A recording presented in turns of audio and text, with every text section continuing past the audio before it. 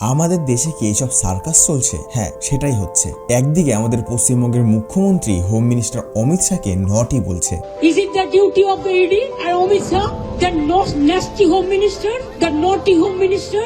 অন্যদিকে মধ্যপ্রদেশে তো আরো ভয়ানক ঘটনা। অক্টোবর মাসে নকল কাপ সিরাপের কারণে বাচ্চাদের প্রাণ গেছে, আর নেতারা বলছে अरे भाई ये हो गया ना भी कल दादा आज मत लाओ उसको। হালেই সেপ্টেম্বর মাসে ইন্দোরে একটি বড় সরকারি হসপিটালে দুজন সদ্যজাত শিশুকে ইঁদুরে কামড়ে মেরে ফেলে।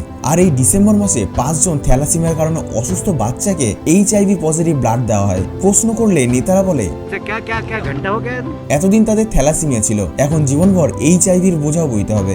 এরপর উত্তরাখণ্ড, এখানকার সরকার তো রেপিস্টকে বাঁচানোর জন্য উঠে পড়ে লেগেছে, কারণ সে তারই পার্টির একজন নেতা।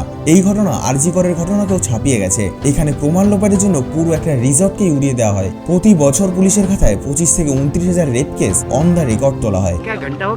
কে জানে এর বাইরে কত এমন ঘটনা আছে যেগুলো সামনেই আসে না। যারা বলছে বেটি বাঁচাও বেটি পড়াও, তারাই বা বেটিদের জন্য কি করছে? তাদের শাসিত রাজ্যগুলোতে সেই একই অবস্থা, আর আমরা কি করছি? চুপচাপ দর্শকের মতো বসে বসে দেখছি। তাহলে তোমরাই বলো, এটা সার্কাস না তো আর কি?